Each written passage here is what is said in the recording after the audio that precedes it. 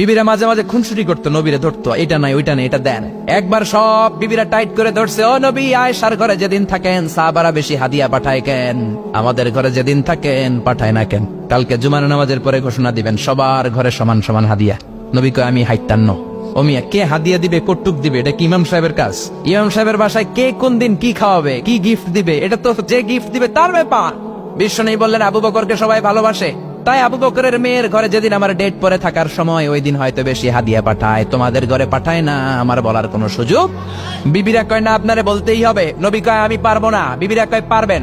In the mean time দরজার পার থেকে কে যেন সালাম দিল, আসসালামু আলাইকুম ওয়া রাহমাতুল্লাহ। বিশ্বনবী বললেন, ওয়া আলাইকুমুস সালাম। বিশ্বনবী বুঝতে পারলেন সালামটা আমার ওমরের সালাম। বিশ্বনবী সালামের উত্তর দিয়ে বিবিদের দিকে তাকায়, দেখে একটা বিবি ওর সামনে নাই, সব উদাও, ভ্যানিশ হয়ে গেছে। ওই যে ওমর, সুবহানাল্লাহ পড়বেন না?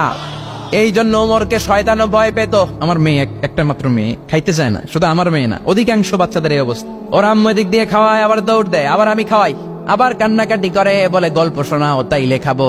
এখন গল্প শোনাইলেও খায় না। বর্তমান সময়ের ছেলে মেয়েগুলো এরকম, এত জ্বালাতন করে। খেতে চায় না তো বলতে হয়, বাঘ আসবে বাঘ, সিংহ আসবে সিংহ, সিংহ মামা আসবে, ঘুমাও ঘুমাও, এগুলো আমরা বলি না? বড় দোষী তো তার কি বলেন, বাচ্চা যদি না ঘুমায়, না খাইতে চায়, এগুলোই তো বলে। বাঘ আসবে, বিড়াল আসবে। মদিনাতে ওমরে ফারুক যখন খলিফা, মদিনার কোন বাচ্চারা যদি না খেতে চাইতো, না ঘুমাইতে চাইতো, মদিনার মায়েরা বলতো, তাড়াতাড়ি ঘুমাও, ওই যে ওমর আসতেছে, ওমর। কি শাসক ছিলেন সাইয়েদনা ওমর! সবাই সমান, উনার বিধান, উনার রীতি সবার জন্য সমান। মদ খাওয়ার অপরাধে নিজের কলিজার টুকরা ছেলে আবু শাহমাকে 80টা বেত মেরেছে। হাদিসটা দাঈফ, তবে শিক্ষা আছে আমাদের জন্য। 80টা বেত মেরেছে। এক রাতে পাওয়া যায় বেত মেরে ছেলেটাকে আহত করে ফেলেছে, আর এক রাতে পাওয়া যায় পিটাতে পিটাতে ছেলেটাকে দুনিয়া থেকে শেষ করে ফেলেছে। ছেলের মুখে গন্ধ পেয়েছে। আর শরীফটা খামরান, কিরে মদ খাইছস?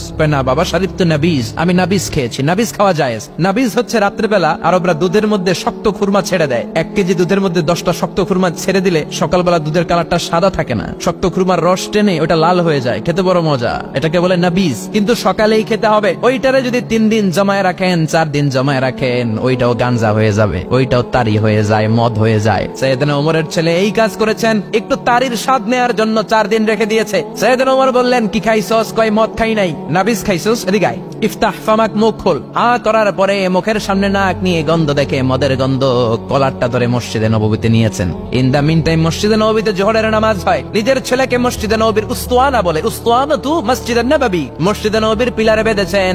যেহেতু উনি খলিফা, মসজিদে নববীর ইমাম, জোহরের নামাজের ইমামতি করলেন। সালাম ফিরালেন, আসসালামু আলাইকুম ওয়া রাহমাতুল্লাহ, আসসালামু আলাইকুম ওয়া রাহমাতুল্লাহ। সালামের পর বললেন, মাকানাকুম ইনদানা হাদ, সুন্নতের পর বসে যাবেন, আমাদের একটা হদ আছে। আল্লাহর দেয়া যে বিধান, বিচার, এটাকে আরবিতে বলে হাদ, প্লুরাল হচ্ছে হুদুদ। আমাদের হুদুদ আছে, মানে গুরুদণ্ড আছে, বসবেন। হাজার হাজার মানুষ সবাই ওযু করে যখন ঢুকতেছিল, দেখে আবু শামা পিলারে বাঁধা। সবাই তো আশ্চর্য, কি আজীব তামাশা, প্রেসিডেন্টের পোলা বাঁধা। নামাজের পরে বাইরে আসার পরে হাজার হাজার মানুষ তাকিয়ে আছে, কানাঘুষা শুরু হয়ে যায়। সবাই বলে, কি হয়েছে? প্রেসিডেন্টের ছেলে। কেউ কয়, ওমর মনে হয় মারবে না, যেহেতু নিজের ছেলে তো একটু ধমকি টমকি দিয়ে ছেড়ে দিবে।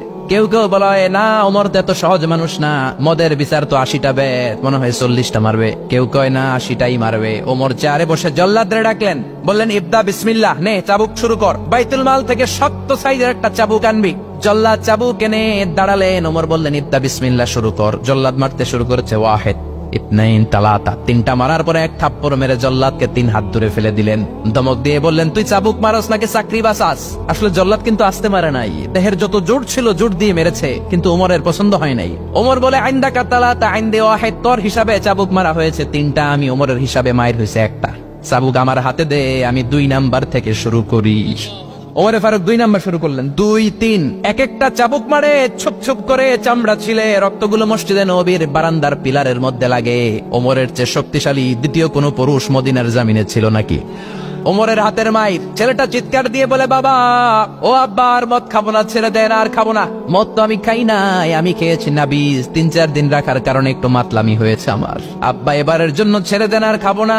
ওমরের কঠোর হৃদয়ে কোনো দয়া মায়া আসনা, মারতে লাগলেন। এবার আবু শাহমার মা, ওমরের বউ, পায়ের মধ্যে ওমরের পায়ে পড়ে ডেকে বলে, ওমর, আমার কলিজার টুকরা ছেলেটারে মারিস না। 30টা বাড়ি মারা হয়েছে, আর বাকি 50টা বাড়ির জন্য এক একটা চাবুকের বিনিময়ে আমি এক একটা ওট আল্লাহর রাস্তায় সদকা করবো রে ওমর। সাইয়েদনা ওমর বলে, আরে নিয়ে যাও। আবু শাহামার মা ওট দিয়ে আল্লাহর জাইন চাবুকের বাড়ি থেকে একটা বাড়িও কমানো যাবে না, 80টা বাড়ি দেয়া পর্যন্ত পৃথিবীর কোন শক্তি আবু শাহামারে আমার হাত থেকে ছুটাতে পারবে না। আবু শাহামার মা কাঁদতে লাগলো। ওমরের মনে দয়া মায়া হয় না। 40টা বাড়ি মারার পরে ছেলে বেহুশ।